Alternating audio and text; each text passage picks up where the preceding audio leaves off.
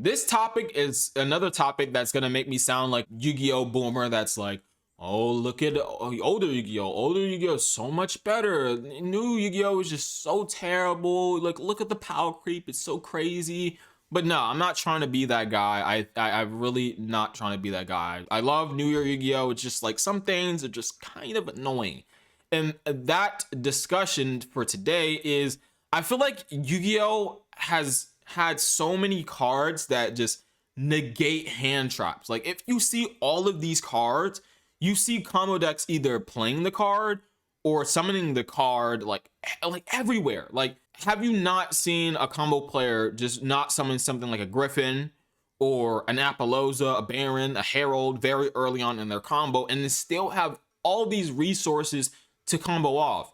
Or they have stuff like Call by the Grave, Crossout Designator, Talents, all these cards that kind of stop hand traps. Or Gamma's another card that's just super insane. It's not only just a hand trap, it's a card that can stop hand traps. So it's just stuff like that, to where Yu-Gi-Oh is just very crazy, because when you have these cards in the format, it forces you to play 18, 24 hand traps in your deck, and then the format becomes super unhealthy because you have stuff like Scythe also in the format. You have stuff, all these other different combos, King Calamities, etc., etc. All these broken cards just end your turn, or they just put up a whole bunch of disruptions. You can't deal with all of them. Maybe if you have a Dark Ruler, maybe if a Droplet, you kind of deal with them. But even then, they might have a counter trap to negate it. They might have Hot Red something negated, and then they might have stuff like Herald on the board, so you can't Droplets unless you have all spells in your hands, which you're probably not because you're not playing Striker or something like that. So you always have these factors to where you have to play these insane blowout cards, or you have to play a ton of hand traps to stop your opponent's combos, and I feel like it's just super unhealthy. And one of the biggest things that just kind of irks me when it comes to these cards that stop hand traps is when you have these casual players. They're just like, oh my god, Call by the Grave is like my saving grace. Look at my Blue Eyes combo, dude. If I get hit by an Ash Blossom, I just end my turn. And it's just like, yeah, I agree. I feel like, yeah, hand traps are kind of powerful, but then again, in modern Yu-Gi-Oh, where you have stuff like Branded Fusion, and if your opponent resolves that card, they're probably in a really good position. And if you have the Ash Blossom and have like the Call by the Grave or the Crossout Designator to stop your Ash Blossom, it's just really devastating. Or if you're playing against an insane combo deck like the Brave Adventurous Synchro deck or whatever you want to call it, and then they have like stuff like Call by the Grave, the one-up Call by the Grave, and they can just combo off, and then they're probably in game 2 or 3. It's even more insane because they have all these insane cards. I've seen Spell Canceller, like fucking Spell Canceller, dude. Like, that's just insane, to where you could just stop your opponent, put up this insane board that's almost unbreakable, and you just win the game because you drew like a Call by the Grave or a cross out, or oh, Red Rose plus Griffin, I can just make a Baron and combo off. It's just super insane.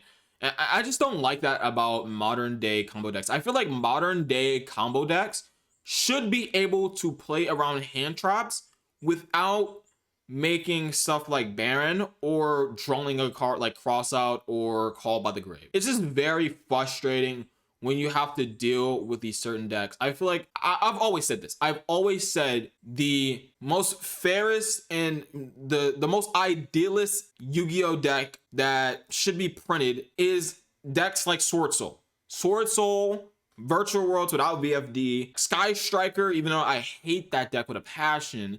Like, decks like those are like the fairest decks in competitive Yu-Gi-Oh!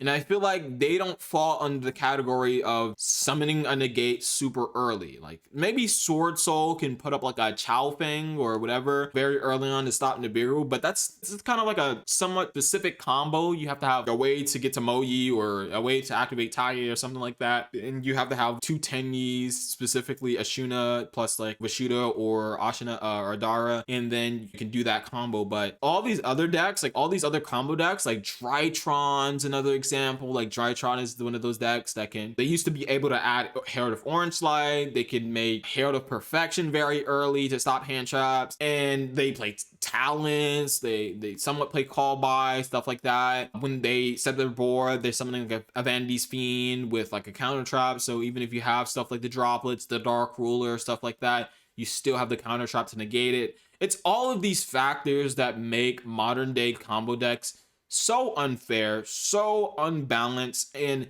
it's so crazy that Konami continues to print these generic negates that you can just put on the board very early on in your combo. Baron is just never going to get banned. I feel like that card is just never going to get banned, but I feel like it's one of the most broken cards that people don't consider to be broken. Like subconsciously, they say like Baron is insane. Baron is broken, but you never really say it. You never really say like Baron is ban-worthy card, if that makes sense. You never think Herald of Arclight, insane card. You could put it up very early, a floodgate. It's just like a recipe for disaster when it comes to that card. Apollousa, I've always said like, before this era of, you know, making decks specifically focus on fusions or synchro or XYZs, when you had to like spam out link monsters, I feel like Apollousa was super toxic in the game and probably should be banned. I've always had that take, but I feel like a lot of pro players had that take as well. I think Patrick Hoban said that. Pac said that at one point.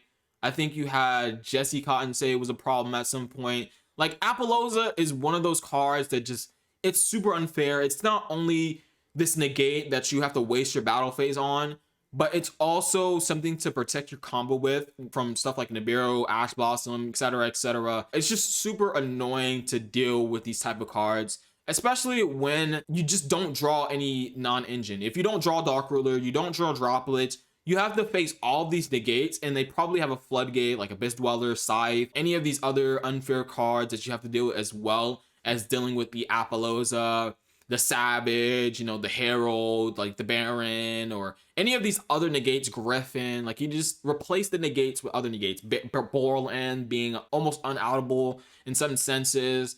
Like it's just very annoying to have to deal with a lot of these decks. And I feel like the coolest thing with something like Dragon Link is that they didn't necessarily have to put a negate up to play through your disruptions. Like if you had a Nibiru, they would just put up the Hieratic Seal. They would put up Hieratic Seal and say, oh, you Nibiru me? You better have the Ash Blossom for my seal.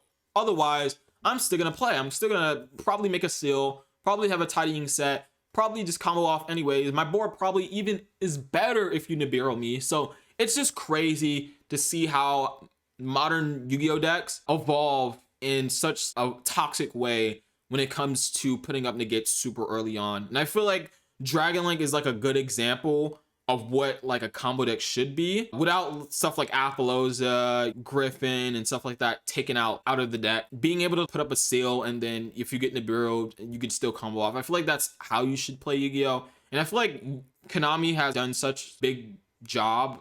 Probably indirectly they didn't plan, oh, Apollousa is this broken card, so I'm just gonna, you know, print Sword Soul that can't really make Apollousa, or it's just really you know, not optimal to make something like Apollousa, or Despia that can't really link summon at all because restricted in the fusions, or like any of these other decks that just really can't go into Apollousa or any of these other broken stuff. But they still have stuff, you know, the Chow Fang, you know, you have Splites that can't really make Apollousa. They can technically make it with like IP, or if they just don't get restricted at an early point, like the Gigantic Splite or stuff like that. But it's even crazy when you have like these combo cards that also stop hand traps. Like, why is Gigantic Sprite a card that can just stop Nibiru, stop Gamma, stop all of these other hand traps? Why is it a thing? And I feel like that's just built into modern day decks. It's not even just these cards super insane, like this Gigantic Sprite, and it's basically LP, it's basically MX Saber Invoker, it's basically